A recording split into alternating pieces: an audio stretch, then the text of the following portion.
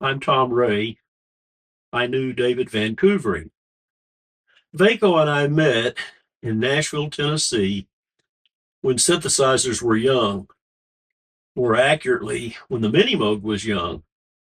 Now, Bob Moog had told David Van Koevering, you have to go visit this guy in Nashville, Tennessee. He referred to me as this sage in the middle of the country because I was a self styled expert on synthesizers. Vaco brought me the Mini Moog, and I gave him the worst marketing information you could possibly give. I said, this is never going to amount to anything. It's not enough functions and patchability and so forth. I did a little better after that, but it wound out that Dave gave me my first job with Vaco synthesizers, which were distributors of Moog, mostly in the Southeast, but pretty much eventually all over the country. David then eventually set up all the foreign dealerships, the international dealerships for Moog Music while I was there in Williamsville, New York, when he and I were working together. We worked together only a brief time, but our friendship lasted many, many years, all these years. Dave is a genuine person, and he knows he is where he is. He knows the person in whom he has put his trust, I should say. Now, Dave, you haven't lived until you've seen David Van Koevering stick a little tiny harmonica into his mouth, put his hands behind his back, and play two tunes in counterpoint without touching the instrument with his hands, simply by manipulating it with his tongue. He and Becky had a whole group of vaudeville instruments, and they did this show. And when Van Koevering saw the modular Moog, he said, I've got to incorporate that. And Glenn Bell of Taco Bell paid to have Dave and Becky Van Koevering go and do all these shows at Taco Bell's. Well, anyhow, when Vaco, how I knew him, when Vaco saw the Mini Moog the first time, he asked Bob, well, how many of these do you think you'll make? And Bob says, I don't know, it's maybe 50. Dave immediately said, I'll take all of them. I'll buy all of them.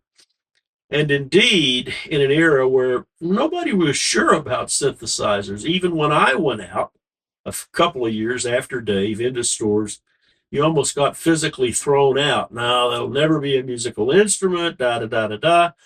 Nope, it's the thing. Well, Dave took Mini Moogs in the trunk of his Cadillac, and he went to a dealer and he told the dealer, okay, if I sell one of these, will you buy another one? I'll sell it for you and give you the profit.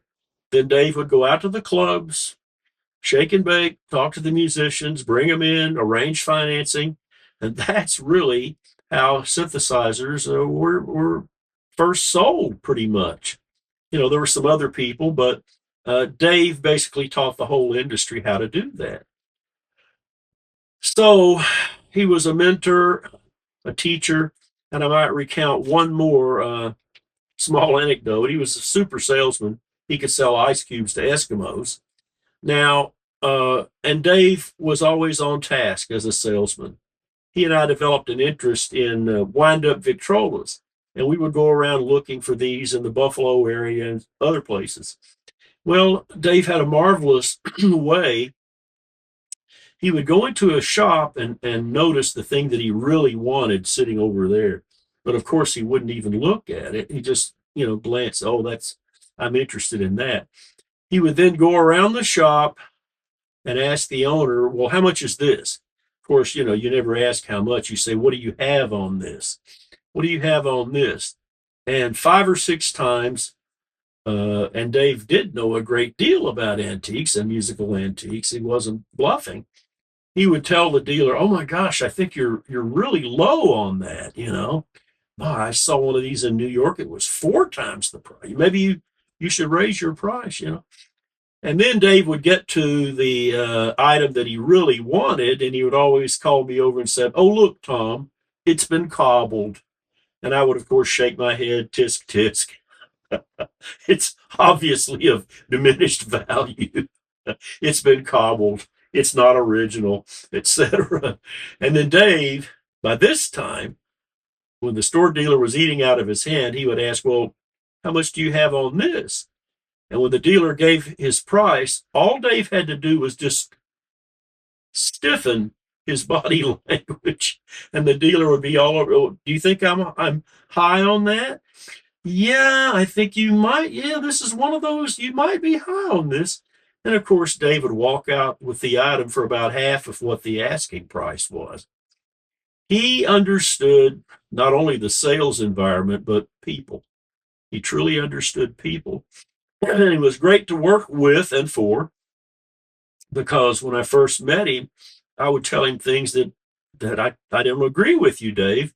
And he would always say, don't blur, don't blur, don't tell me what I want to hear. Don't give me that. I want to know what you want.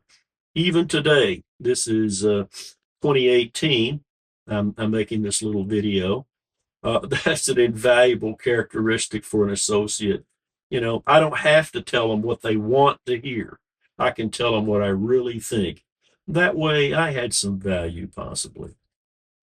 I will miss Dave greatly, as all of us will. He is a true pioneer in the field of synthesizers, and rest in peace, David Van Koevering.